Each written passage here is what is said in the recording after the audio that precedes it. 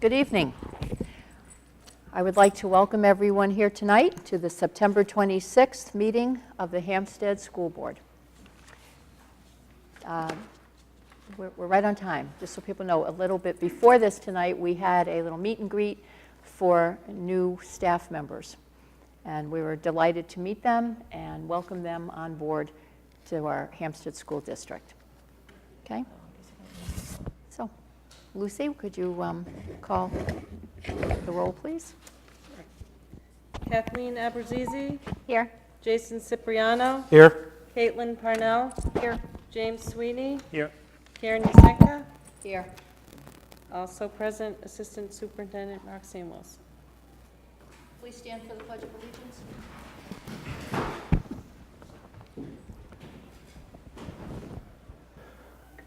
I pledge allegiance to the flag of the United States of America and to the republic for which it stands, one nation, under God, indivisible, with liberty and justice for all.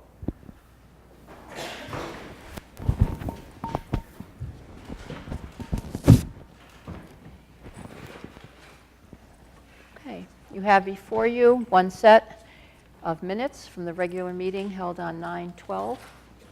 Please take a look at them, and when you're ready, I will entertain a motion to accept them. So moved. Is there a second? Second. Is there any discussion? Additions, deletions?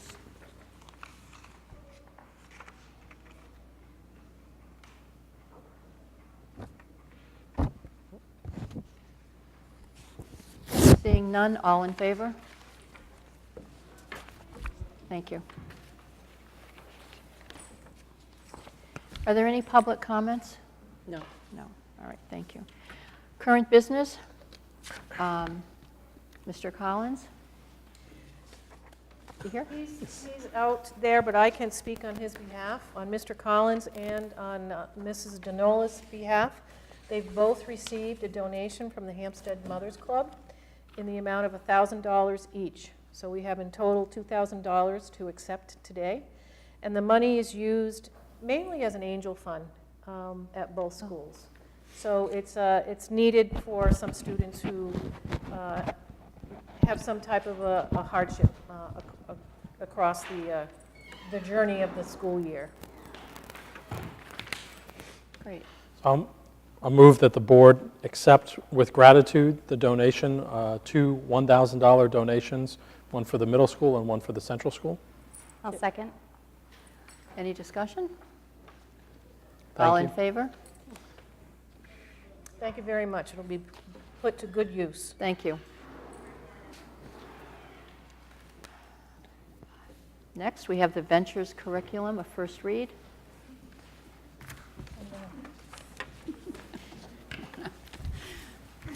Good evening. I'm here tonight with our two Ventures teachers, Sarah Weiscarver, our Ventures teacher at Central School, and Heather Mayu, our Ventures teacher at Middle School. And we are here to present the first read of our Ventures curriculum for Central School and Middle School. In the curriculum presentations over the past 2 years, we've referenced state and national standards that were our guidelines in developing our curriculum. For our Gifted and Talented program, our Ventures program, there aren't any state or national guidelines for gifted and talented education. So our 2nd through 4th grade curriculum developed by our previous Ventures teacher, Cindy Sly, references the New Hampshire College and Career Ready standards for English language arts and math. And our 5th through 8th grade Ventures curriculum that was developed by Heather Mayu references the 21st century skills, which we call the 4 C's, which she will explain in a few minutes. Both curriculums reflect the philosophy of our Ventures program, which is highlighted on this slide, and this philosophy has been continually updated throughout the years, and it was reviewed again by the Assistant Superintendent's Advisory Committee that met May through September 2016. And this philosophy is implemented through a continuum of options and services provided by Heather and Sarah, such as pull-out instruction or push into the classroom, co-teaching with some of our other classroom and UA teachers, providing enrichment for students, curriculum extensions, independent projects, and project-based learning.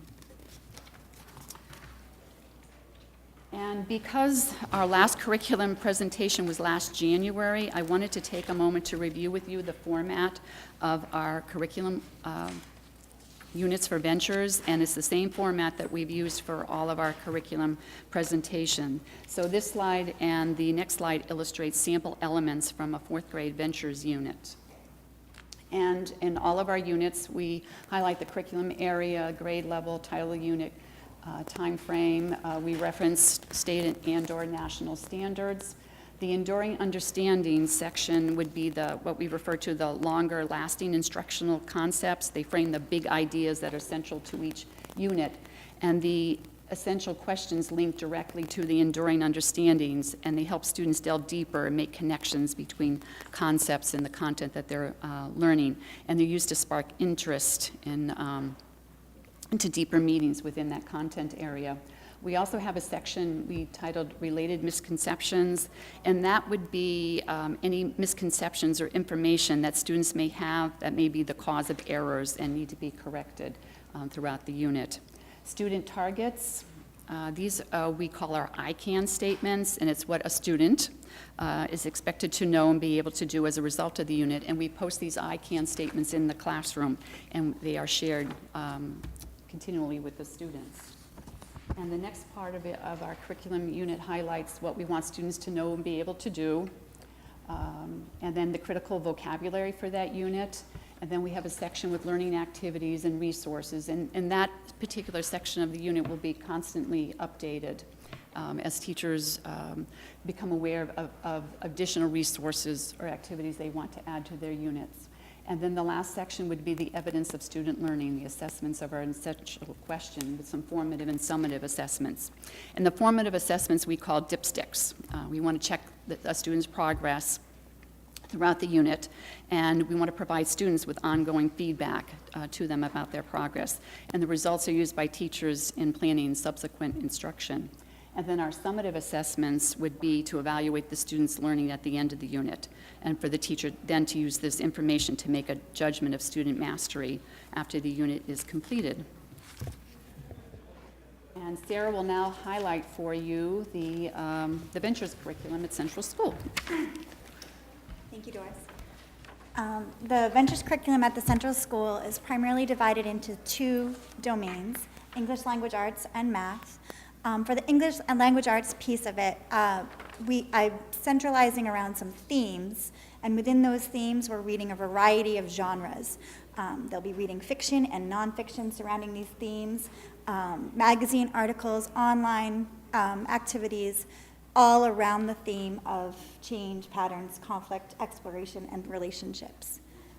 As far as for the math, my math domains are the same math domains that they will be working on within the classroom.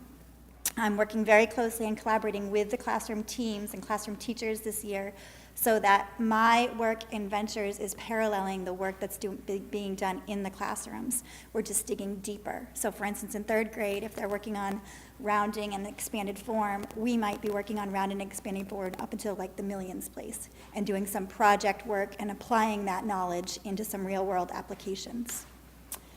In addition to that, I'm providing several STEAM challenges. We're doing them in the classroom, and I'm also pushing in my classroom, and also pushing into the classroom, the other classrooms of Central School. So I am co-teaching with several of the teachers already this year, doing some STEM-based lessons, and we're getting to work in those classrooms to see a wider variety of students.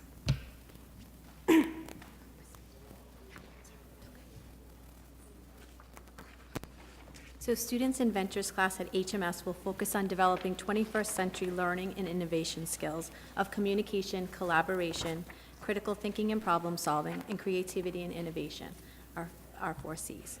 They will do this through hands-on activities, discussions, challenges, games, and interdisciplinary projects. This class is focused on skill development as opposed to content mastery.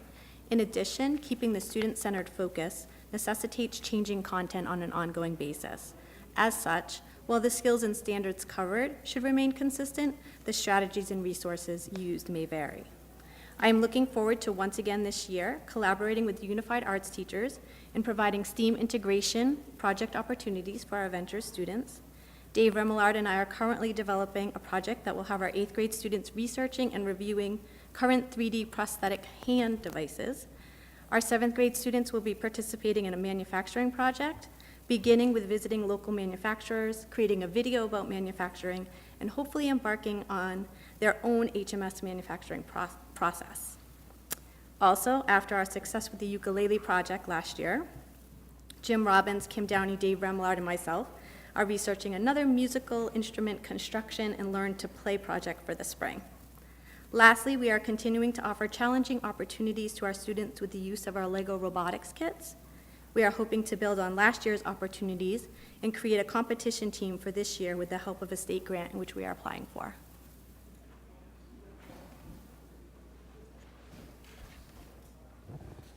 So tonight is the first read of the curriculum, and it is posted for your review. Any questions you'd like to ask these ladies about the Adventures program or curriculum? Yeah, I'd like to ask, so that everybody can hear it, actually. What are the requirements for a child to be part of the Ventures program? And how many students are actually in Ventures now? And at what point does Ventures reach out into the classroom as an enhancement so that all students can benefit from it? Those 3 things. So I currently see 31 students in Central School. I do not have first grade yet. I have a meeting with the first grade team on Friday, and we will be determining which first graders will be joining the Ventures program, so my numbers will go up after Friday. But I have 31 currently. Of those, I have 6 that are participating in both language arts and math Ventures. So some of them are only participating in one piece of it, except 6 of them are participating in both. As far as the requirements for Ventures, we look at a variety of information about the student. One of the things that I have found really important this year is classroom performance and speaking with the classroom teacher. I have gone and spoken with current classroom teachers and also spoken with last year's classroom teachers to try and see if what the current teachers are seeing are similar to what they saw last year. So we've already had those meetings for 2nd, 3rd, and 4th grade. In addition to that, we look at the iReady scores. We just had those done just recently. Well, they're still in the process, actually, for Central School, and the DIBELS scores. After children are in the program for a little bit of time, we do the Renzulli scale, which is another form to look at gifted and talented. So that's another piece that the teachers and I will do. So those are the requirements that we look at. As far as enhancement beyond my classroom, I think that's the shift where I'm trying to take it a little bit this year, in that going into more of the classrooms and co-teaching with the teachers to provide experiences in STEAM and some other kinds of experiences for many classrooms at Central School. Okay. Thank you. Well done. So same criteria, except with the exception of DIBELS. We don't have DIBELS at the middle school, but teacher recommendation, assessment data all comes into play with that. As for our middle school numbers, I have not yet started to see our 5th graders. Part of our advisory council, we decided that we wanted to make Ventures overall a more fluid program, not just you're in Ventures and you will always be in Ventures within the Hampstead School District. So we decided that we would reevaluate everyone when they came into the middle school. So that's what we are in the process of doing now. So currently, right now, that we don't have any 5th grade students as Ventures yet. We're looking to do that at the beginning of 2nd quarter. As for our 6th grade, I have different days that are for different content areas. So those numbers vary. So for example, Monday is a Math Monday. So we have some students who are have met the criteria for math enrichment. And I have, I believe, 14 of those students right now. As for my 7th grade, and, sorry, let me back up. Wednesdays, we have reading and writing enrichment, and I have 13 students enrolled in that class as of right now. And let me also say that these classes, we are basing them on 6 to 8 weeks at a time. So then after those 6 to 8 weeks, we will reevaluate and see what other students may or may not need that enrichment as well. 7th grade, I currently have about 28 students, and in 8th grade, I have 30 students. Oh, okay, so you have quite a lot Yeah. more than in central school. And I just have a question. I'm wondering, is there an opportunity in Ventures to reach out to a child? Say a child does not do well testing on either the DIBELS or the iReady testing, but may have a real expertise in a certain area, even in the arts, if it be music or art. Is there a niche in Ventures for that student to excel in what they're already good at? I think as part of trying to make our program more fluid, that we are going to try to have the ability to pull in those students. So if we're working on a project, let's say the musical instrument construction and learn to play, and we know that we have some students who have that gift and have that need for enrichment, that we can pull them in for those opportunities. Okay. And I can provide an example. I'm already working with Mr. Michael Torelli, Mr. Torelli at the Central School. We already have plans for a larger mural that's going to be in the process. So he and I will be working with perhaps some children that are already in Ventures, but that's another opportunity for some children who may excel in art to come on board and to join us in that program. So I think that we're trying to provide for more opportunities for that kind of situation. That's our vision. Yeah, that is our vision. I think that going in and co-teaching with the other teachers of Central School, for me, that's going to also provide me with a chance to see some children that I might not normally see, and maybe see them excel in ways that they are not always able to show on a test or in the classroom, but that they can show in doing something a little bit different. I just wanted to piggyback what Heather was saying about the 6 to 8 week cycle. We're doing the same thing at Central School, so we're really consistent. Good, great, thank you. Does the board have any other questions? I wonder if you could just speak just very briefly a little bit about it. It seems like, and I'm a big fan of it, but I thought maybe you could articulate it a little bit better. It seems like a lot of the Ventures work, or at least some of it, is project-based learning. Can you just talk just for a minute on that and what the value of PBL is versus maybe a standard classroom type lesson? I mean, I would go back to our 4 Cs, those learning skills of collaboration, communication, all of that has to come into play when talking about the project. And what we're really trying to do at HMS is getting into that real life, local, our local manufacturers. Our students, I wasn't aware of the local manufacturing companies that we have around here. So to go out there and look at these real manufacturing companies and then take that back into our own school and really look at what are the problems. And so getting into that critical thinking of what are some of the problems and how can we solve them. Does that answer your question? Yeah, no, go ahead. sorry. Other than the content, these are the standards we have to cover, this is the content we have to cover, we're able to have a more open and let our students direct that learning. I would definitely agree with Heather. I think that having more of that project-based learning is allowing for practice with those 21st century skills.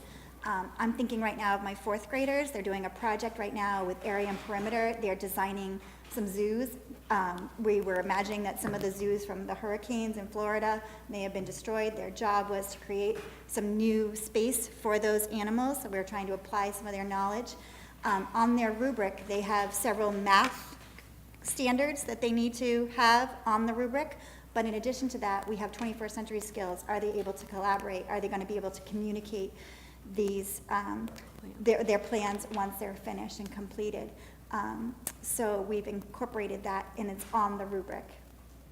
Yeah, I thank you, because I really see that as like a huge value on Ventures, is that they have the ability to spend a significant amount of time on one project, as opposed to a worksheet where you just apply a single skill, and repetitive, and there's value there, but they're combining the prosthetic, combining mathematic calculations with elements of physics and understanding how the mechanics of how a prosthetic moves, but then they have to present it. They have to use language arts skills, and they have to design a presentation. So I think there's a lot of value in the project-based piece of this as well. So. Okay. Is the board in agreement that we don't have to vote on this, but that we approve? I think we do have to vote on this. We have to do the first read Yeah, we approval. move to a second read. So, Well, we'll move it to the second, but we're not adopting it until the second read. right. Yep. Okay. Can I have a motion to please? I'll move that we advance the ventures curriculum to second read. I'll second. All in favor? Thank you very much. Thank you very much.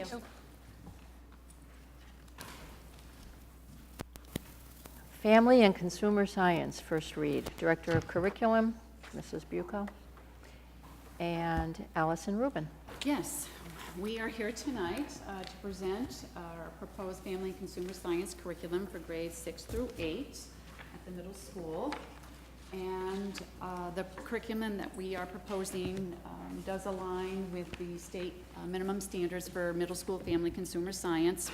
And the minimum standards stress that we need to, well, our program should be providing strategies and opportunities to prepare students to become independent, educated consumers who are literate in life skills, including preparing students for college, career, and citizenship, decision-making, communication and conflict resolution, critical thinking, problem-solving in diverse family, community, and work environments, nutrition education to support wellness, consumer financial literacy, and supporting literacy in math, science, language arts, and technology. So Allison is going to highlight the curriculum units that reflect those minimum standards. So there are 4 areas that we really touch upon in family consumer science. Foods and nutrition and interpersonal relationships happen 6 through 8, whereas by consumer and resource management, I've put that mainly in 7th grade, and I'll talk more about that. And career exploration is primarily 8th grade. So, do I just hit enter? Okay, so overview of my units. So, like as I said, career exploration is mainly for my 8th graders. Along with Heather, we've developed a great program that is a series of web quests that help the kids determine a career interest. And I really try and stress to the kids that just because they choose it in 8th grade, it does not need to be their path. That it is going to evolve, it is going to change. But within this series of web quests, they get a career choice, and from there, I've developed a whole packet of information that they have to then do, and their overall culminating experience is a career meet and greet that has been really successful. I think we did 3 of them last year, and we get mentors for each one of the kids, and they have a whole packet of information. They have to write a business letter, they have to come up with interview questions, they interview their mentor, and then they thank their mentor with a thank you letter and reflect on the whole process. We also squeeze in the food, which they all want to cook when they come to my room. That is probably the most exciting thing that they do in my room. So we cook for our mentors, and it's a really great project. It's a little slow getting started, but when it all comes together, they really see why we did each one of the steps. So in 7th grade, I do a lot with consumer and resource management. We start off with a bonsai program, which is the kids go through a series of life scenarios, and it's a scripted program, and then once they pass the scripted program, they go into a real program, which actually they have to make decisions. So my kids are actually in the midst of it right now, and some of them are getting the expensive car, and some of them are getting the expensive phone in the high rent place, and they're really seeing, at the end of the program, they're supposed to have $2,000 to go to college. So, and then from there, we actually developed a business. Last year we made food for the play, and they developed a whole business plan. They came up with their marketing strategy, what we were going to sell it. They figured out what their cost per unit was, so there's a lot of math and vocabulary terms that they're learning, that good skills that they'll use. Both units really are skills that these kids are going to use throughout their career. Sixth grade is a combination of food. I do a lot of wellness activities. I use a program called Fitness for Life, where the kids actually really learn about the activity pyramid and how important it is to be active and the different types of activity, and how they learn about their heart rate. And it really coordinates well with our Fitness Friday program, and coordinates with the health program and the PE program, so it really ties really in with it. I'm also working now with Dave Remillard with the hydroponics, and they're really excited about that. And they've been journaling how the plants are growing and how they're doing, so we're getting our writing in there as well. So that's been a lot of fun. Also within food and nutrition, again, like I said, the kids really love the cooking, so I really try and make whatever we are cooking coordinate with whatever it is I'm teaching. So like I said, with the 8th graders, it was food for, we did an open lab at the beginning where we all kind of cooked the same thing just to teach them about the kitchen and different concepts that are necessary for just basic cooking, and then I let them choose. So, but it directly correlates to what we are learning in the classroom. So for instance, with 6th grade, I go into a hydration unit. You'll see that in there. So we make good drinks that are hydrating and healthy for them. And I was going to say one other thing, and I lost my thought. And then all 3 grades get, I spend the first probably week and a half, 2 weeks going over. We do a lot of activities that promote interpersonal relationship, positive interpersonal relationship. The kids learn to look one another in the eye, give feedback, work out problem solving, and there's 8 words, I believe, all across my room on each one of my cabinets. So if I actually need them to go to a cabinet, I go to the trust cabinet. But those are all the words that we use: trust, compassion, communication, tolerance, respect. So we really, and those are all used, especially when we're in a food lab. They have to all work together. And there's a whole process to the food labs, which I could go into if you want to hear that. But they do a whole plan. They make a grocery list. Their grocery list is their exit ticket. And then they assess their food and afterwards and reflect on the process. So that's, I think, it for me. Yes, so the curriculum's been posted along with the Ventures curriculum. Any questions? Now, I'd just like to say thank you for that.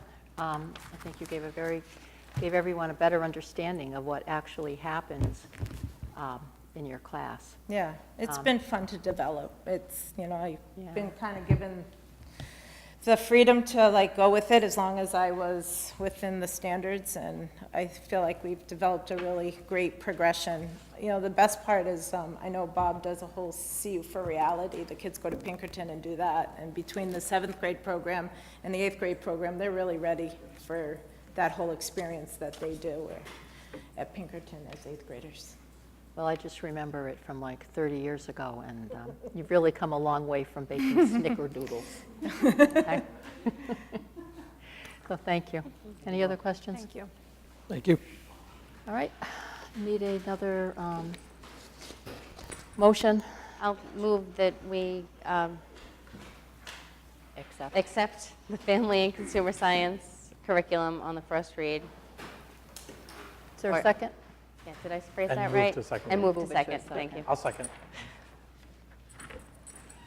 All in favor?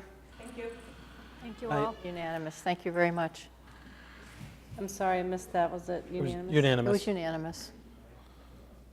We usually are. Transportation update, please, from Tom Gary and Transportation Director Sandy Hodkins. Going to go first, Tom? Hi, Madam Chair, members of the Thank you. school board. Thank you for inviting me tonight to speak on the transportation services. After 20 days of school, I'm here to present you with some data that we've tracked so far with some of the issues. Want to get them right out in front. August 30th, the Pinkerton late bus did not run. September 5th, driver was absent. We had to use our backup routes. September 12th, the driver was absent again. We used the backup bus routes. September 21st, Pinkerton Academy conducted a fire drill, which unfortunately delayed our buses from getting to the other stops. Can I just, it was not a planned fire drill. It was a fire evacuation. Yes. I'm sorry. Yes. And September 25th, backup buses were used for the Pinkerton and middle school routes. So we have had a few issues to date, but using all these issues, and we collect the data, we examine our procedures and protocols, and we try to improve. So being new to the district this year, my plan was to use the entire month of September to properly track the data, along with Ms. Hodgkins. She tracks it very well, and we'll use that data to make informed decisions on any alterations we need to make. To look at some data, one piece of information I did want to share with the board, it kind of jumped out at me, was the planning that goes into the transportation services. So using the Pickup Patrol software, we tracked for, so far to date, 2,400 plan changes in the afternoon. So I thought that number was pretty glaring. I did want to share Those are that with you all. initiated by parents. That's correct, using the Pickup Patrol software. Yep. So as we look ahead, what we have planned to improve the level of service is we've issued route sheets to all the drivers so far. We are collecting them by October 2nd. And this will allow us to achieve efficiencies in the timing and to communicate that out to parents the best we can. By October 31st, you will see information posted on our website in a very easy-to-read, visually appealing way. Backup bus information, and any other further communications we send out. We are also examining technologies through our vendor, First Student, to increase parent communication on delayed buses and the possibility of being able to track student bus transportation and being able to be notified automatically if a bus is running late. So we are communicating with the vendor to try to see if we can set up a demo at the office level, and if it does work out, perhaps roll it into the next RFP for the next contract. So I'm here to answer any questions the best I can, and anything I can't answer, Ms. Hodgkins will be glad to. You said that October 2nd, the bus drivers will be turning in route sheets. What are the route sheets recording? The route sheets are, to the best of my knowledge, recording the actual times that they're arriving, departing, and meeting all the stops. Ridership, how many students are actually riding. Is there anything I missed on those sheets? Okay, so that gives us the overall view of what's... those are very important pieces of data that we have to use to improve the service.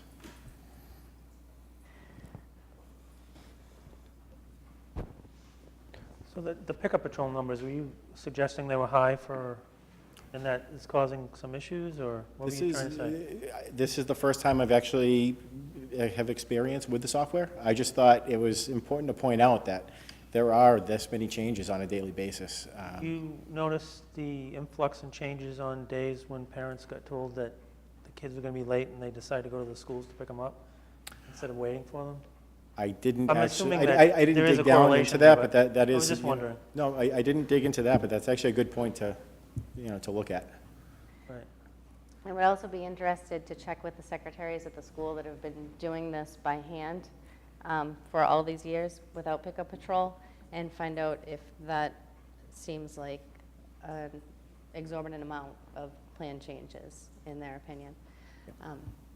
But yeah, I think definitely we should look to see the correlation between the bus backups and the pickup patrol changes as well. Okay, yes. Be So happy to look at that data.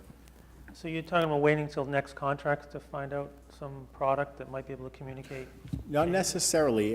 We are looking at a demo of the product, and to go full on, there may be cost implications. So if the numbers do work out and the software does work, because we haven't even got a chance to, I hate to roll it out fast and not have the software work. So we can bring back more information when we have it. Initially, couldn't they just say bus number 7 is going to be 20 minutes late? I know they would probably have to get that out to the whole school population. Like Right. say it was central school. Right. I don't know if they have the ability to program phone numbers per bus 7 of the parents. Let's assume they don't. So Kathleen might get a phone call to say bus 7, she'll just disregard it because her kids might not be on bus 7. But at least Right. we already have a tool. We could use it right now, right? They do have the ability to base the calls only off of what bus numbers are affected, so that I believe only the bus numbers that are affected will get the call. It's just, I think what's been happening is that it's been affecting all of the buses Yes. because it's new backup routes Yes. that have been put into place. So whereas last year, maybe in previous years, buses, there may have been some bus numbers that weren't affected. This year, that's not necessarily the case. Does that make sense? Yeah. Yes, and I mean, if we can automate some of those procedures, then all the better. We're getting that information out to the parents quicker than, the bus company letting us know they're running behind, getting it to the office, getting it to the school. So we're looking at trying to achieve some of these efficiencies using the technology that may be available to us.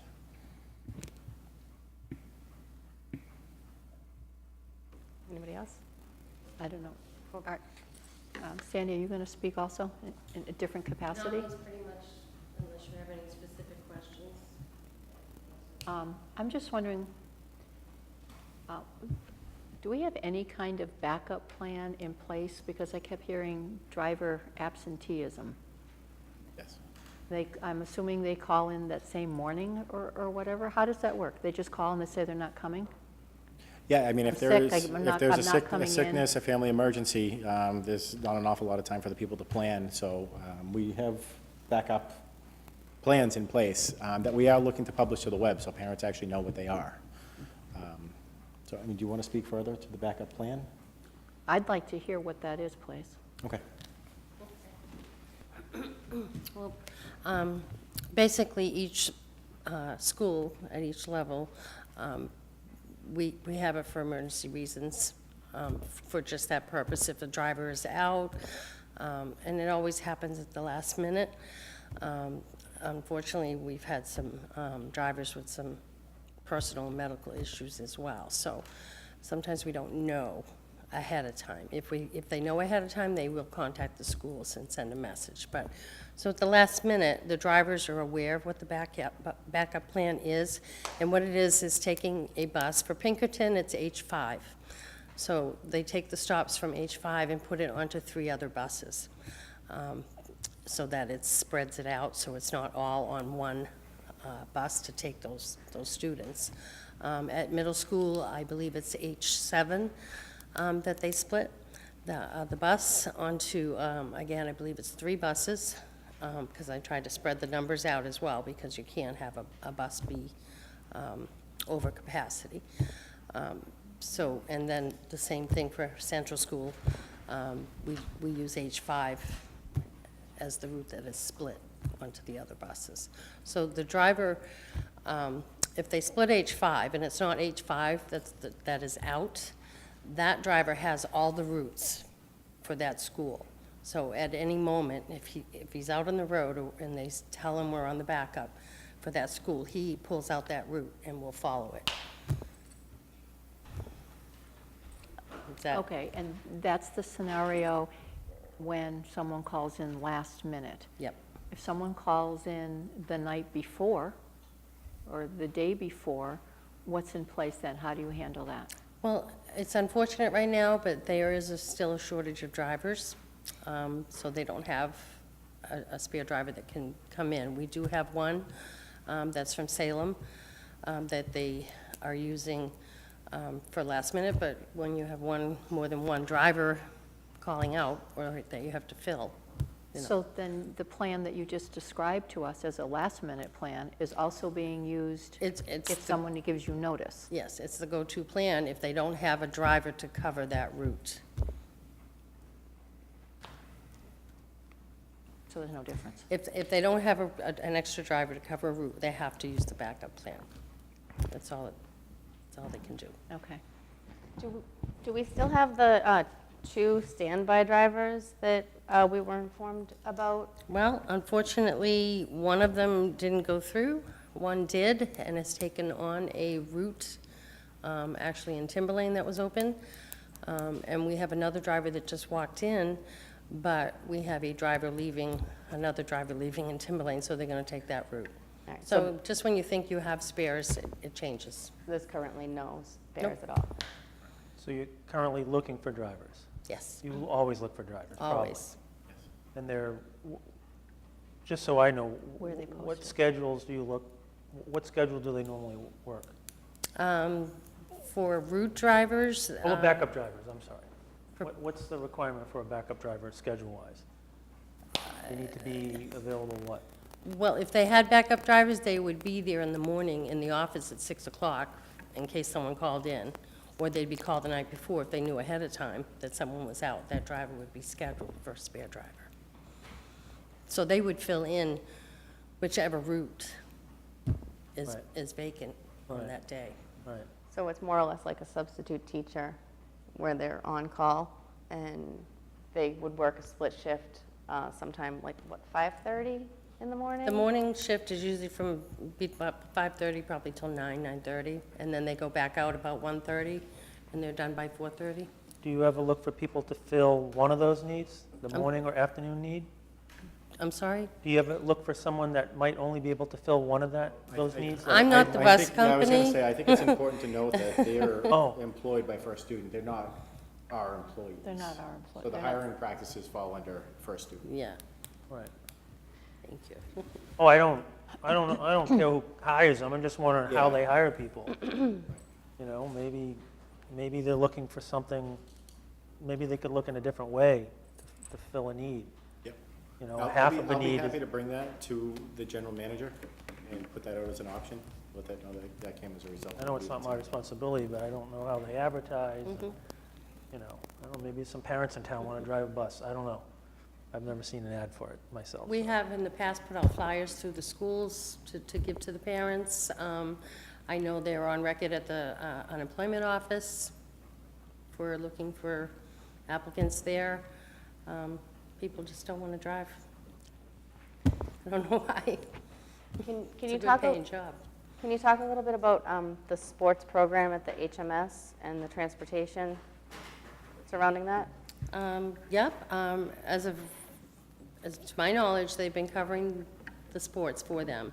We have asked for all of the schools in Timberlane and Hampstead not to have more than 2 teams scheduled in one day. However, Hampstead Middle School has had 3 teams on any given day scheduled, which makes it very difficult to plan that transportation for them, but First Student has been accommodating, they have been covering them, whether it's doubling up teams if they have to get them where they need to go.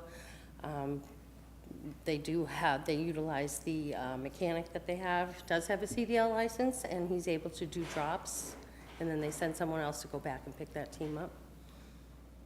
And they do have 2 permanent charter drivers that they are using as well, and they're still looking for more. All right, and the sports schedule was submitted back in April, is that correct? That's correct. It changes weekly. The sports schedule But as changes? far as the middle school was, I know that was sent off to First Student in April, as I Yep. tracked back. And then due to the shortage, I believe it was a cross-country meet a few weeks ago where they had to cancel last minute, and we didn't really take that well. And we tasked them with finding a way to make it work, and they did. Okay, and again, we're not contractually obligated to go through First Student for sports? Correct. Okay. Are there any other questions from board members? Not, I just have a quick comment. I do want to thank you both because this is very challenging, and I know there's nothing you can do about the shortages. And I know, Sandy, especially you get the brunt of the emails and the phone calls, so I do want to say we appreciate the work that you do, and I understand the challenges. So I just want to put that out there because I know we are asking these questions, we need to ask the questions. I just want to put that out there as well. No, we thank you. Thank you. And we Appreciate do that. realize too, there's always room for improvement everywhere. And we'll keep improving as the days go on. And, thank you. and I find that most of the parents that do call me questioning what's going on, and I give them an explanation, they're perfectly fine. Right. And I encourage any parent to call me, and I will explain what's going on. I just have one last question, but it may be more directed to the school principals, I'm not sure. It's concerning point of entry. Are we making sure that kids are getting on the right buses? Do we have do we have a clipboard? Do we check? Do we see that little Johnny is on the right bus? Because I know there was an issue, and I want to make sure that we've done it, put something in place to make sure that that doesn't happen again. I'll be really clear. There's so many systems that are in the background of what we're trying to do. I heard some comments earlier about, this program that goes to Mrs. Boland. That's very effective. It generates a slip to go with the child so they get on the right bus. It puts a little notation there. It even says they're being picked up by grandma or whoever. So that's actually a very effective tool, which I like. Some of the other pieces that we've done, we've changed some of our internal systems. We're even shuffling where we put the kids when they're waiting outside. So yes, there's a lot of systems that are in place. The earlier part of the year, we tried a couple of systems. We literally stuck stickers right on children. Probably a lot of people saw kids coming home with a sticker that said, "My name is blah blah, and I'm on bus blah blah."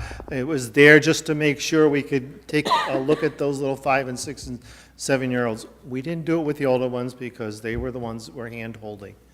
We even did a system too where we have buddies with the 4th graders. We held on to it a little bit longer this year when we had a couple little mix-ups there. It's exasperated when our dismissal is pushed later in the afternoon. And, I know the people that are trying to resolve that are making some gains and you get a small setback. But, that's the reality of where we are right now. We're making progress. I think we've actually made a significant improvement from the second week of school to where we are now. Okay, great, thank you. Do you need to say something? No, just making sure you guys get all your questions answered. No, I was just wondering, when would the board like to hear another report on transportation? We moved this up because there were some issues and we wanted to hear about. We didn't want to wait till October. When would the board like to hear from them again? Can I ask Tom, because he gave a couple of dates? Yes. Or Mr. Geary.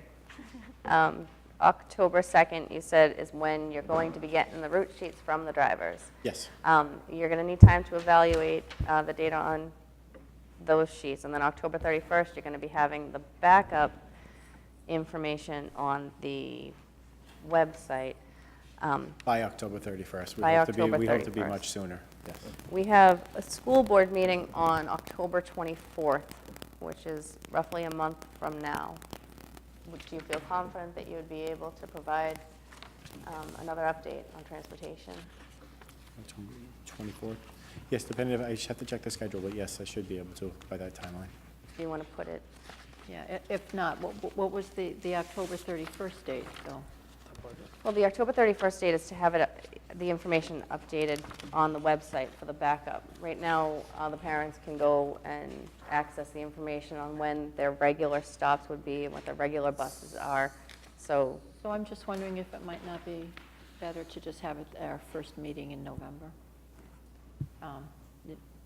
If they would have more information to give us at that time, or more accurate information. What do you think? I think the more time allowed, we could bring back real data to you. And That's all right with me. I'm okay with that. that okay? Then you have 2 full months of data as well. Right.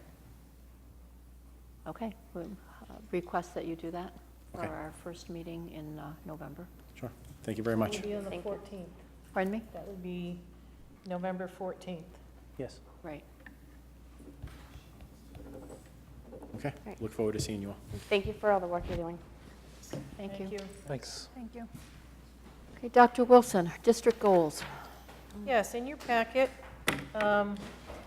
you'll see a handout, and this is a culmination of a lot of effort reflection from the administrators and our H team. Over the summer, we went to the design studio, which really was kind of the foundation for our competency-based work. It's also a reflection on the going back and looking at the strategic plan. And we try to come up with district goals that will last us a couple of years to help guide the work and keep the focus on some of the things that we think are important. We always want to have something around student proficiency. And so that's why we keep that in front of us and making sure that students are performing in terms of reading and math in a target that we think is acceptable. And we're not quite there yet, so we're going to keep this in front of us. And the strategies are really around the plans that we need to put in place in order to see kids improve in reading and math. So we're going to be working on, again, competencies, instruction, helping teachers with some of the instructional tools that they may need, making sure that we provide them with some coaching and some modeling. Having our ventures teachers also push in also helps. They provide, I think, another set of opportunities for kids to work together in a different way, and to make sure that we're using our response to intervention processes correctly. So if kids don't get a certain concept, we can have an opportunity to reteach and to work with those kids a little bit better. So those are the steps around the student proficiency, which will help kind of guide that work. The second goal is all around the conversation that we've been having around student responsibility for learning, and a lot of that comes from our strategic plan. And how do we help students take that responsibility for learning? So a lot of this came up with, we have to really allow them to have choice, to have some voice in some of the learning that they're doing, and to have some personal goals. And that's associated with some of the things that we're starting to work on now at the middle school with learning goals. And with working that into some of the competencies. So this provides us with a little bit of a pathway for teachers to understand when we come back. For example, when we came back a couple years ago and said we needed to do STEAM, provided them with that opportunity. This is the same type of thing. Yes, we want to continue with all the work that we're doing with STEAM, but we also want to provide kids with a little bit more choice in school. And that means projects, choice in their learning, setting some goals so it's more meaningful for them. And then the last goal is when we reflected on how do we do this work in order to get the important work into the teacher's hands, because as you know, the goal of any school is to have excellent teachers in front of kids, really facilitating the learning. And we said we needed to do that through our PLC, our professional learning community system. In the past, we've kind of lost our way a little bit with the essential functions of those committees, which is to look at student work, to look at what students are doing in the classroom, to ask the question, are they getting it? How do we know they're getting it? What do we do if they don't get it? Those are the essential questions that we have to have teachers look at. So we're doing a lot of work of refining that process this year at the school level with both the principals and with Doris Bucco, and providing some of the professional development needed and the support that the teachers need in order to do these professional learning committee meetings a little bit different than what they've been used to doing. And that through that process, we can also look at STEAM, competency-based work, performance assessment, because it's actually teachers coming together to look at student work. So these are the goals that our committee and the H team really looked at this summer, along with the teachers that we had at the competency-based workshop. So we felt it was a real collaborative effort, and I just wanted to bring it to your attention.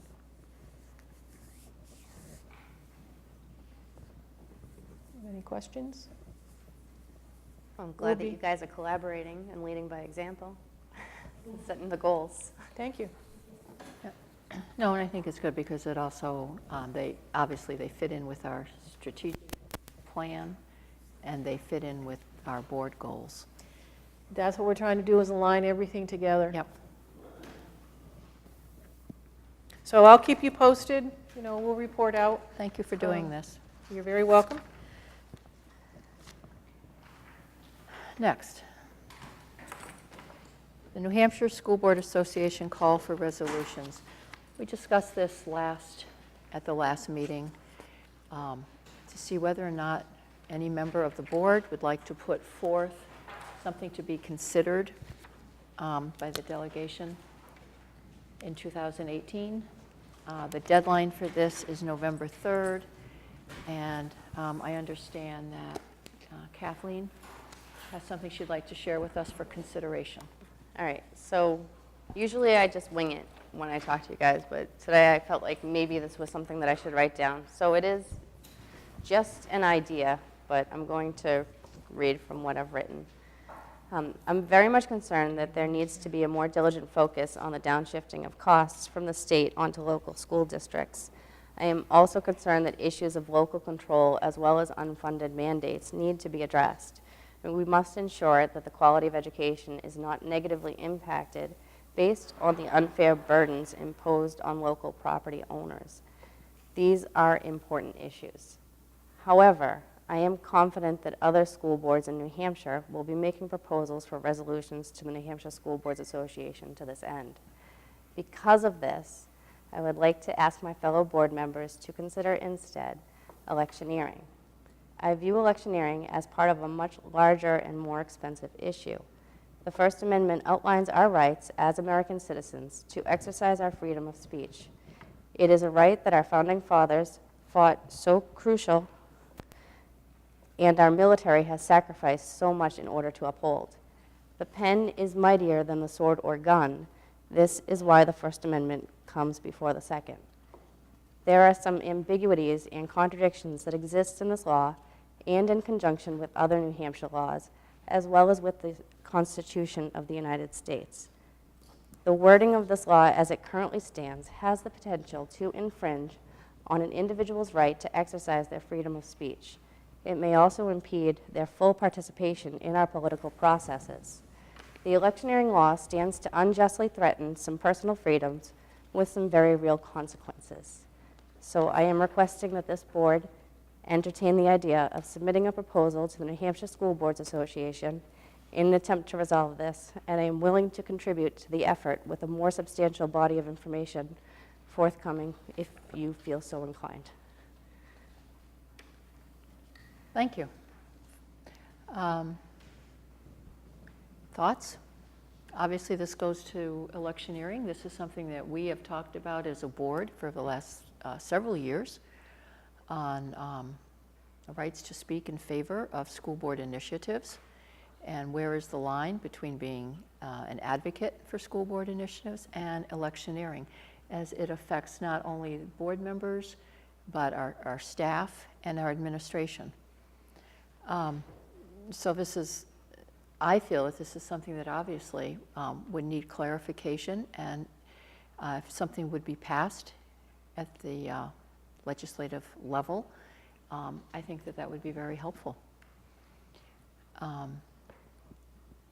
Yeah, it was pretty disappointing as a new school board member, and the training that we got, sitting in front of the lawyer, telling us, what we couldn't do, but knowing that any politician out there across the United States does it, but I can't do it, and I might be, criminally prosecuted if I said the wrong word about a vote.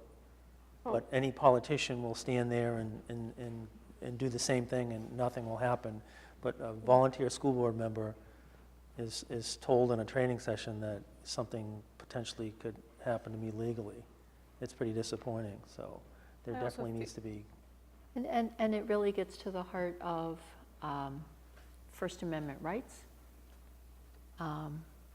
for everybody, for staff, for volunteers, for board members. And unfortunately, it's a really gray, muddy area in New Hampshire right now. So perhaps moving forward with something like this would be very beneficial, not only to Hampstead School District, but to others in the state. Right. So now I guess my question is how to proceed. I would feel that anything that was drafted, obviously, before submission would be reviewed by our district attorney. If for no other reason, to make sure that it is not in conflict with any other existing RSAs. So Jason, do you know how does this usually, is this something that is drafted at this level and Yes. then given to Yeah. our attorney? Yeah, so we should draft this here Okay. over the next, Between now and November 3rd, yeah, shortly, because we want to give time to review and time for us to discuss. correct? We'll submit it to the School Boards Association.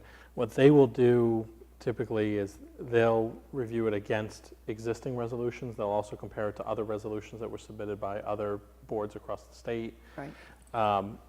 It is possible, although I was just flipping through and trying to see, because I don't think there is anything I currently didn't see anything in their there. resolution book No. that has to do with electioneering. So what has happened in the past, to Kathleen's point earlier about the first part in terms of like education funding and things along those lines, and the downshifting of cost and the New Hampshire Retirement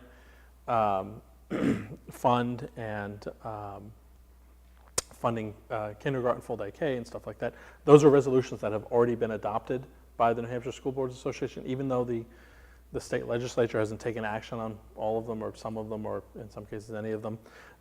If we were to submit those, what would happen is they would get rejected because they say, we already have that. It's already one of our resolutions Right. from a previous year that gets rolled forward until either we drop it or the legislature changes the law and it complies with what we've asked.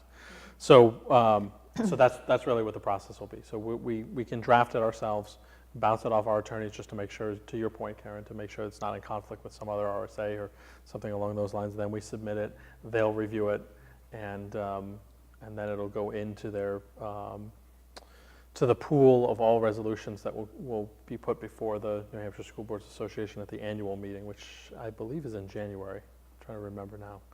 I think it's in January. It could be in February. I did call the New Hampshire School Board Association today just to ask a couple of questions. And if there is some other issue that a member of the board feels passionate about, we are allowed to submit more than one resolution if we feel it's necessary. I think this is worthwhile. I mean, Yeah, it we've is. discussed this, especially in our training. We discussed that it's a challenge for us and just in understanding it. And to be clear for anyone watching here, I mean, I think what we're talking about is we're asking the legislature just to more clearly define, what's what. I mean, because of the gray area, it complicates it for us. And we obviously feel very strongly if we put forth a warrant article or if we put forth something that goes to the voters, we want to be able to Support it. to support it. But we also want to make sure that we're complying with state law. So what is the best, I'm looking for ideas, what is the best way to accomplish this? We don't really want to do this take time at a board meeting. I think if To I think do if someone wants- drafting. I think if someone wants to take the lead, I'm not going to volunteer her, but if someone wants to take the lead and just draft something, then we can wordsmith it a little bit and bounce off. I think the important thing is just to capture our sentiment. What is it that we're looking for here? No, I'm willing to do that. Okay, So that's really the Perfect. critical piece. yeah. All right. So you will work on that and bring back something to us maybe at our next meeting? Yes. Is that possible? Yes, I can do that. Okay, great, thank you. Thank you. I think that'll be very worthwhile. Kathleen, if you get it to me that Thursday before, we can get it into the agenda packets Okay. when you're ready. Thursday. Okay, policies. Excuse me, Karen, I think we missed the I missed some? conference, Oh. annual conference, and Gosh, Oh, sorry about that. you're right. Hsdsb. I'm sorry, Jason. We No We problem. jumped over you. That's fine. We'll bounce back. So as I mentioned to the board previously, the proposal that I gave to the National School Boards Association has been accepted, and we've been invited to present to the National School Boards Association at the annual conference, the annual national conference. What I'd like to ask, so registration opens up next month, early registration that is, but it is advantageous. It's slightly cheaper. It's like $50 cheaper. So you do get a little bit of cost savings. The other savings is that the sooner that we can book a flight, anybody that's flown knows, the sooner that you can book the flight, it's going to be cheaper. And the same with the hotel room before the hotel rooms get booked. I was over at the SAU today, so I talked with Kathy Belcher and just roughing the numbers out in terms of registration, flight, hotel, meals. It shouldn't even be close to, but I think until we have you don't have the exact numbers, obviously, until you book it. What I would ask for is this board to consider authorizing the expenditure not to exceed $4,000. And like I said, I don't anticipate it even being close to that, but I know that would cover the costs that are associated with it. How many days is this for? It is, I think it's 3 days. I'm trying to remember now. Hold on a second, if you'll permit me just here. Pull it up. It's 3 days. I recall it being about $4,000 last year.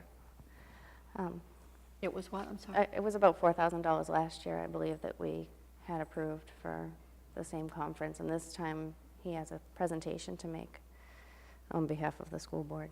It is on behalf of the school board. That's correct.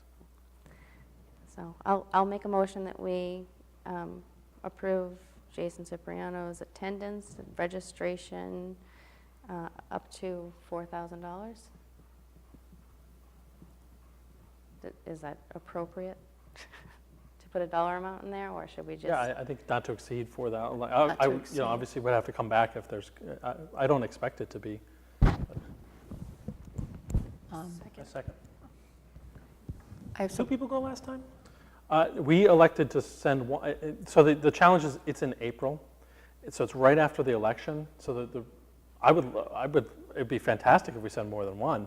The challenge is if you have people that are up for re-election, you don't actually know that they're still going to be on the school board. And because we have to register like next month and get flights and hotels and everything, I think that's the only thing that really holds us back from doing that. It just depends on who's up for election. And obviously, even if you are up for election, you might not have even decided yet if you're going to run. So, yeah, frankly, I think sending one representative is sufficient to, considering the cost. I think that one is sufficient to come back and bring us the news of what's going on across the country and share that information with us. I do have a question about presenting this year. Are there any additional costs to that? there are not. No, No. okay. No. They provide all the equipment. I bring a flash drive. Well, actually, I have to submit it ahead of time because they do make all the presentations available. So you submit it ahead of time, but they have everything is set up, and Okay. you don't do anything. Show up and. Can I ask how much is presenting going to interfere with your ability to participate? It does. I'll sacrifice one session out of, and honestly, I cannot remember now. So I think it's 1, 2, 3, 4, 5. I think it's about 9 or 10 sessions total over the multi-day period. So I would sacrifice one. You don't present every session. It's constantly rotating. So I would miss a session and be able to attend all the others. Okay. Okay, there's a motion on the table, and it's been seconded. Can we vote? All in favor? Thank you. It's unanimous. Thank you. Oh, policies. You have before you 5 policies for a first read. So I'm looking for a motion to move policy FCB, JFAB, JH, JL, and KF. To move that forward for a second read. So moved. I'll second. Any discussion? I'd just like to say, just so other board members don't know, in case you're wondering, both Kathleen and I represent the board on the policy committee. So we have kind of thoroughly vetted these, gone through them, looked at them from different angles and from legal terms and RSAs. So I think you can feel confident that what we're presenting to you is something that's been thoroughly reviewed. And feel that the board would accept it. That said, please take your time and read through them if you like, and feel free to offer any suggestions. I just have a question. So on policy JFAB, policy JFAB, it looks like the staff children, that tuition rate is going up. And I was just wondering, is that just a resetting of that? What was behind that? So Yep. it's part of this policy to review this policy every 3 years. The last time we revised this policy was in 2013.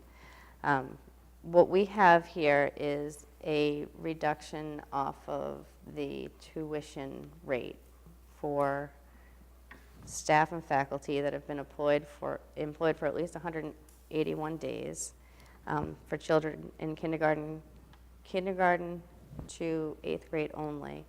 And we've increased the reduction of the tuition by $2,000 to keep in line with what has been in place historically. This policy has been part of Hampstead School District policy since 2001. Okay.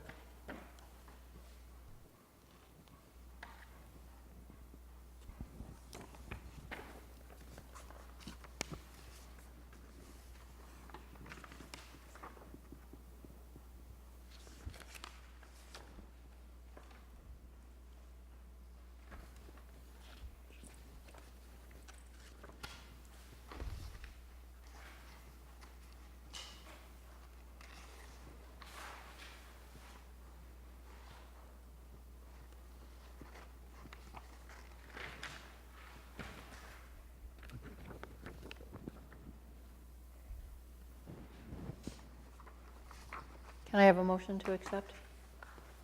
It was already. Did you? I thought we already first and seconded. Yep. Yeah, Yeah, so it we was just already need Jason to. made the motion, Kathleen seconded, so it's just a vote. I'm sorry, I missed all that. You're under Okay. the weather. All in favor? Unanimous. Thank you very much. Thank you. Board comments and correspondence?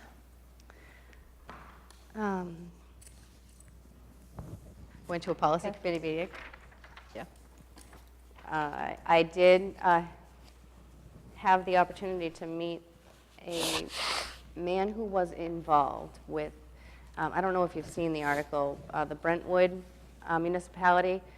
They're now running 100% on solar energy, and I had the opportunity to meet a man that was involved with that project.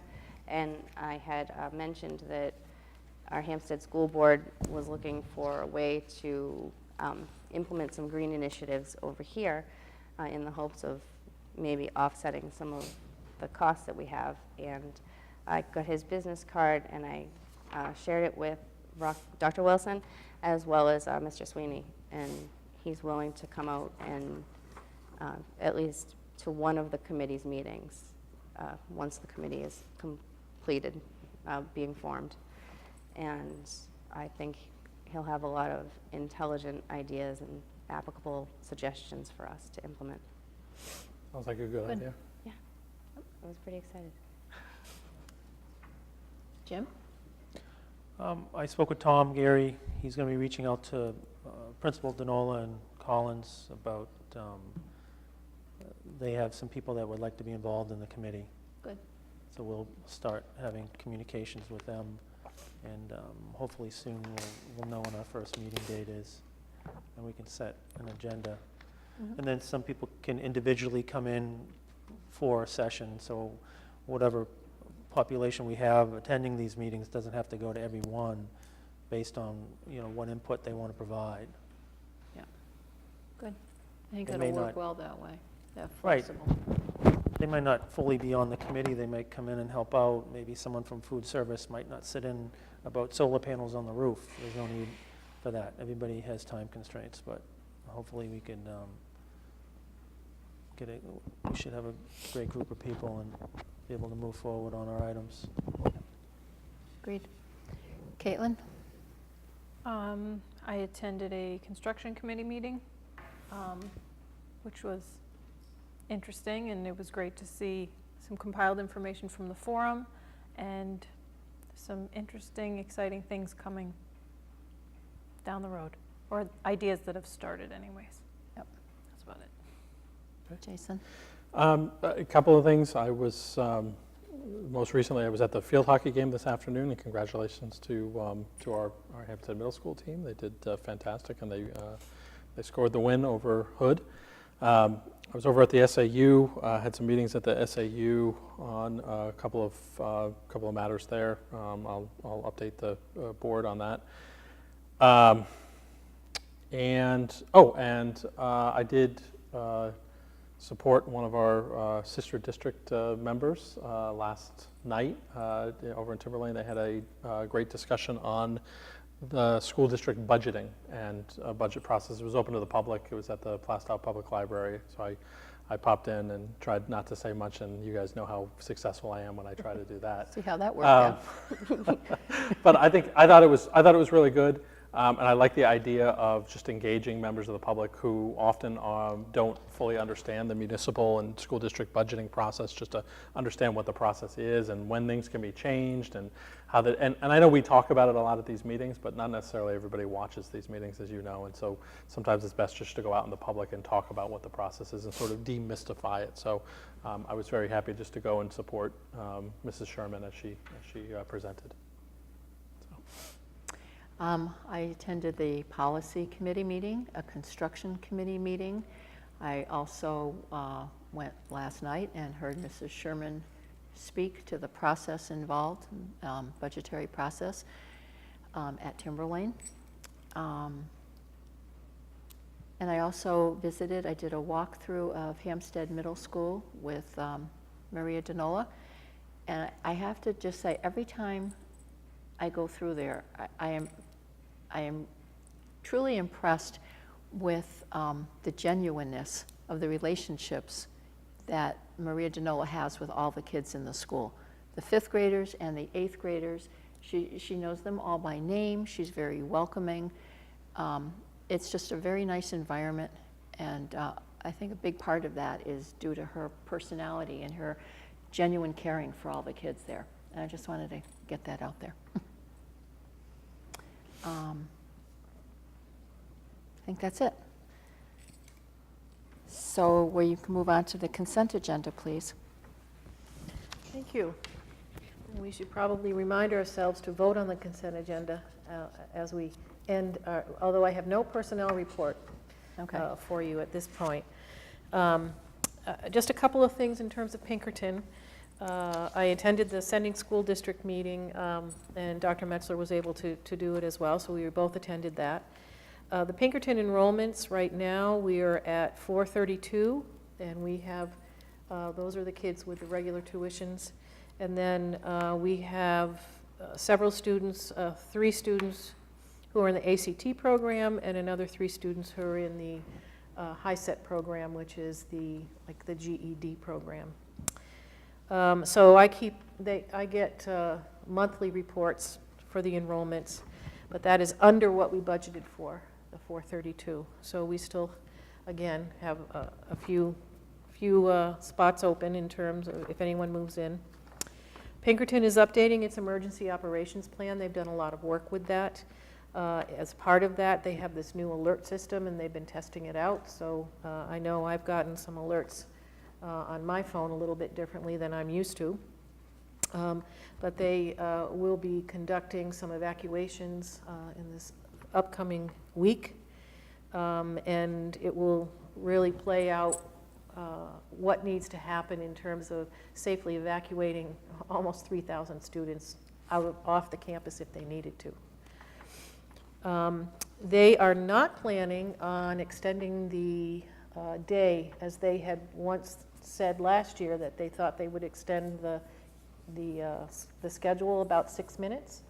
They're not planning on doing that. So I said keep us up to date if that committee ever starts up again and there's going to be a change. There is a search committee process that's being created. The trustees will be very involved in the hiring of a new headmaster, and I don't have any more information to share other than the trustees are involved in that. And Griffin Morris is willing to come during budget session or season, so if we want to have him come, he'll come and explain, or with his business officer to come and do that if we need any explanations about budget. he did reach out. So that's it for the Pinkerton. The Homework Advisory Committee, Doris Bucco is going to be leading the charge for that, and she's been contacting some representatives who can sit on that committee. We are also looking for someone from Pinkerton who might be a Hampstead parent who works at Pinkerton, so that we get also the view from Pinkerton in terms of what their process and value is for homework. We may not be able to find someone, but we're reaching out anyway. We thought that would be a really nice transition. So she's still trying to solidify some of that, but hoping that maybe the end of October is a meeting date. I know I had a conversation with Mr. Geary about the Energy and Green Committee. I'm not quite sure what we're calling it, Jim, but I think it's We have a slogan contest. okay. You guys can decide, because it's more than just recycling, and it's energy and We'll call it green. sustainability. That's- Yep. In business, that's typically what it's called. Just a suggestion. We need some kids' terms in there. Sustainability is a kid's term. Just teach it to them. Keep it green. On a 5-year-old. The green team. And Kathleen, Yeah. There you go. I did give the information to Mr. Gary. Okay. He already knew the gentleman. So anyway, I gave him the information that you gave to me. So it'll probably come up through the committee at some point. And as well, the other thing, I just wanted to give you an update. It's a little bit more information than you probably want, but Karen had asked me to look into classroom management discipline on behalf of the board and what we do in schools. We did ask the teachers to respond to a survey, and we had about 5 or 6 questions. We got about 74% returned. It's still kind of, we left it open for some folks who hadn't quite finished it. But of the 74%, we've got a pretty good indication of what's going on in terms of classroom management in each of the classrooms. And overall, I think we have a very positive view of classroom management and discipline in our district. And I think we see that every day, you know, with the bright faces and the respect that our students have for their learning and for their peers. We have a lot of positive practices going on in a very progressive discipline system. The teachers handle the classroom management themselves using a variety of approaches, which is commonly seen in schools today. We didn't see any major pervasive problems in how teachers were responding to classroom management, but we did see evidence that a few of the teachers needed more clarity in the whole class system and how it reinforces or punishes students using a very strict kind of behavioral analysis. And as we were looking at this, we found that some of the teachers were using kind of a token economy system in their classroom, but they didn't really understand the behavioral principles behind it. So we know we have a little bit of work to do there. But what we're going to do with the information is we're going to have some school-wide and grade-level conversations with the teachers is where we need to start.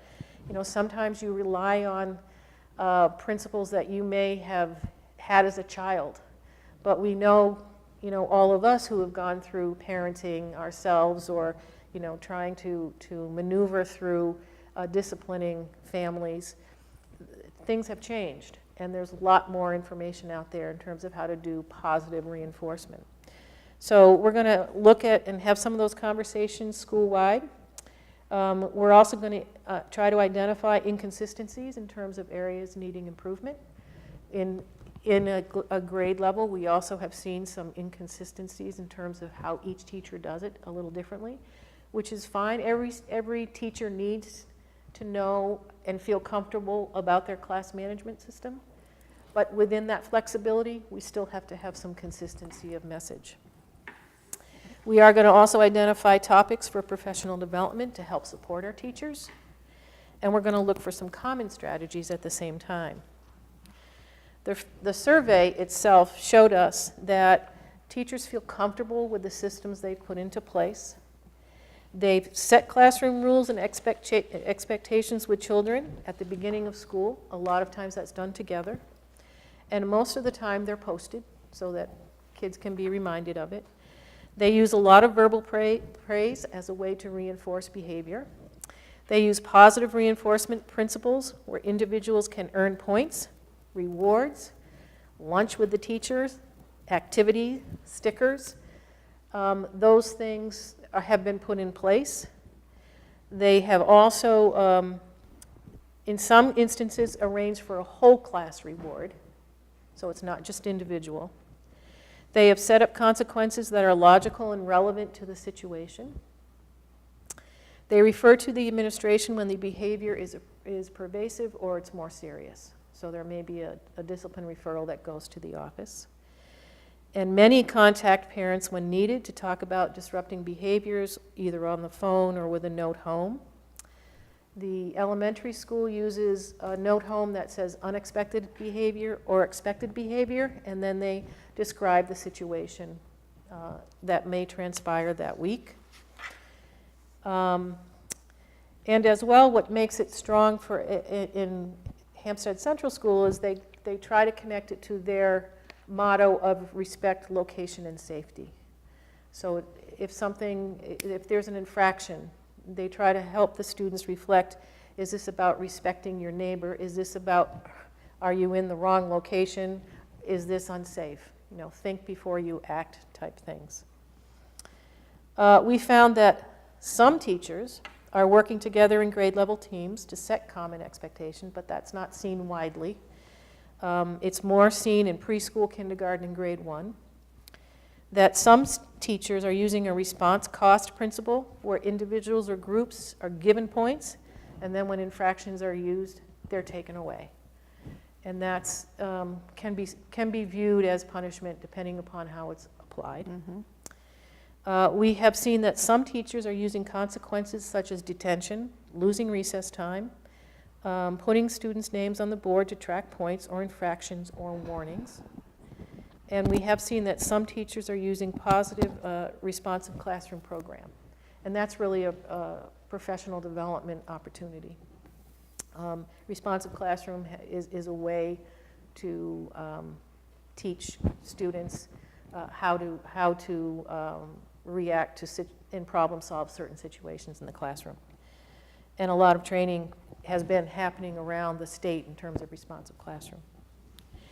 We have also seen that only a few teachers, and I'm talking about a handful, are using an app or software for classroom management practices, and specifically three noted Classroom Dojo, which I think Karen and I, we have talked about that, and there's many applications are in this module, and the behavior management system is only one thing. So we did target those teachers who were using it and ask that they not use it for the behavior management piece. But there is a communication piece. There's also an organizational piece around it. I don't know much about it other than Mr. Collins is going to look at it from the perspective of the administration, that software system. And then there's also a color-coded system that's used in the elementary grades where there might be a green, a yellow, and a red, where kids have a visual cue. If they're all in green, that means everyone's following the rules. It's great. If someone's got their name clipped on to the yellow, that means someone has a warning. And red may mean, you know, that means they have to have some type of an intervention. So when are we getting rid of that? Well, I'm just telling you what we found. You asked me to look to see what we found. I know, but there's just been a But we- couple here that's like, But we whoa. did make a choice to get rid of the behavior management piece on Class Dojo. Yes. So that was. Yes. So keeping someone out of recess, that I think that follows the same path. That should be stopped. Certain things should be, I think we all know should be stopped. Can I just speak from a parent's perspective for just a minute here with some experience? There was a year in one of my children's schooling where what I think happened is that the teacher realized that the classroom management that she was using was not working, and so she had switched it mid-year. And the immediate inconsistency, and there's a gray area. And so Now I need to see how concrete these rules are, and this is all from the perspective of a child. So I think it's important to really, you know, take care in how we implement any changes, because it will affect the children in the classroom, and some may be in ways that you don't expect. So I think professional development is definitely a worthy course of action, and I think that this is a great starting point, you know, understanding what it is that we're doing for classroom management and that sort of thing. I just caution against drastic changes to classroom behavior management systems, because they can have unexpected adverse effects on the students. Well, and what I'm providing you is the data that we saw as of yesterday. Right. So this is, I mean, no one, I even have not had the conversation with the principals yet, because I haven't had a chance to sit down and say, here's the data. Right. I'm giving you what we have found, that there is some inconsistency. There are some teachers, most teachers are doing what we need and we want them to do. Right. I will also say that, you know, as we looked at the different consequences, the things that we want to have happen are the most responded to, which would be contacting parents and talking to them. You know, that's what we want to have happen, and that was, when they checked off the responses of consequences, that was the one that was the most frequent. You know, giving logical consequences, another one. Yes, they do use recess and missing all or part of recess in their system right now. But we have to have those conversations about, is that a logical consequence? Only if they were misbehaving at recess. Exactly. So that's why we have to talk a little bit about what their options are and what it is that we're trying to, you know, behavior management, most kids don't need a behavior management system. There may be some students who need their own targeted system, and we have people and experts in that regard that can do that. But you know, if you want to increase behavior, there are several ways to do that. Positive reinforcement, you can increase behavior. Negative reinforcement increases behavior, but it's not something that we typically do because it's a different principle. You get into the differences between reinforcement and punishment. And punishment is really done to decrease a behavior. So the nuances are there, but not everybody understands that in a classroom. And they just sort of do the things that they've used to be doing. We need to do some PD, you know, we need to have the conversations about why, you know, why are they using certain things. We also know that 42% of the teachers responded that yes, they would like to have more opportunities to learn more and to get better strategies. So we asked that question, and you know, many of them said, yeah, I'm not sure I need it, but 42% said, yeah, I'm willing to hear more about it.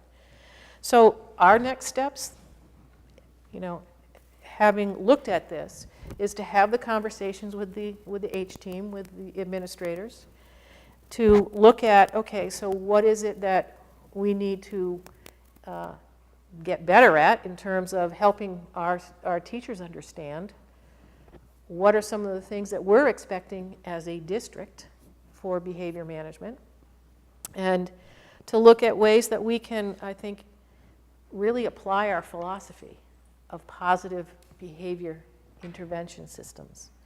And there's ways to do that without isolating kids or having kids feel that, you know, they've been targeted because of a misbehavior or an infraction. So I think it was a valuable process. We're still in the middle of it, though. And so I just wanted to report out. No, I appreciate that. It's just I hear certain things, and it's like, I can't believe we're still doing that, but I'll restrain myself and give you more time to work on this. There's also, there are resources. For instance, I know of a gentleman who's worked with the Salem School District on this for PD. He comes in and he will give staff more positive, you know, you take something away, you can't do this, you can't do recess, you can't put names on the board, and some staff members may, well, then what am I going to do? he comes in and gives them more tools to work with, different strategies that are positive Yep. rather than punitive. Right. So maybe something like that for a PD day also would be helpful. Right, right. So I just wanted to give you that feedback, if anyone has any other questions or, I mean, I think in totality, we have a really good system, and really good kids, and, you know, people are happy.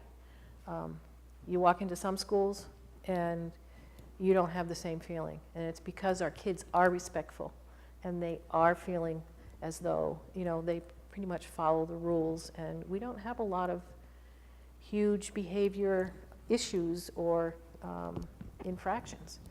I would agree with that. That's why, Yep. that's why I'm kind of adamant about that we don't need these punitive practices in place, because our kids are basically good kids and respectful of rules, so I don't see a need for some of these. Yep. So, Okay, okay. thank you, and that's all I had from my report. Motion to accept the consent agenda? Second? All in favor? Thank you. Oh, you know what, I had a question. The homework committee, are there any parents on that? Yes, there will be. Okay, One from each school. thanks. I don't know who, but yes, Okay, I was that's just wondering. what's targeted. Great.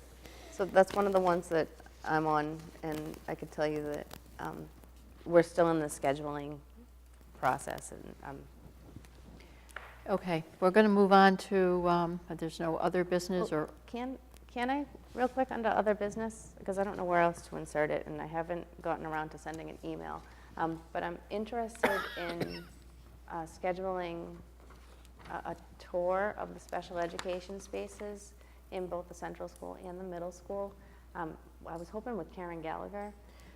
I'm sorry, you said you want to schedule? Yeah, schedule a tour of the special education spaces. Oh, in both okay. the central school and the middle school. Okay. And, you know, perhaps the interest is the liaison to special education, but I don't know what the legalities are. I mean, if any of the other board members wanted to do this as well, yes? I would like to join you on that, as long as it doesn't Yeah. interfere with something. There's no legality. It's not No, a no, no, meeting, no. we're not making any For decisions. board members, no. Right, Building tour, so it's touring rooms. yeah. Yeah. Yeah, no, in fact, Karen is coming to the next meeting to do you had asked her last spring to do an update on, you know, special education and how does it impact the budget, and she's going to be talking about that at the next meeting. So she'll be here on the 10th. Mhm. Is it October 10th, rather? Yes. Yes. So she will be here, and then we can schedule that. We can set up that schedule for both schools? Yeah, I'd like to do both schools, just so we can have, you know, the full picture. During the day? I'm good with during the day. As long as I have advance notice, I can Okay. figure something out. good. We'll Anything get that else? set up. Thank you. So, thank you. Welcome. Right, no other business, no old business, so we are going to move into a non-public. I'll make a motion that the board go into non-public session under RSA 91A:3, paragraph 2, part C. Thank you. Roll call. Roll call. Yep, sorry. Oh. She forgets. No, I know. That's the form I was trying to use. Mrs. Abrazizi? Yes. Mr. Cipriano? Yes. Mrs. Parnell? Yes. Mr. Sweeney? Yes. Mrs. Yusenka?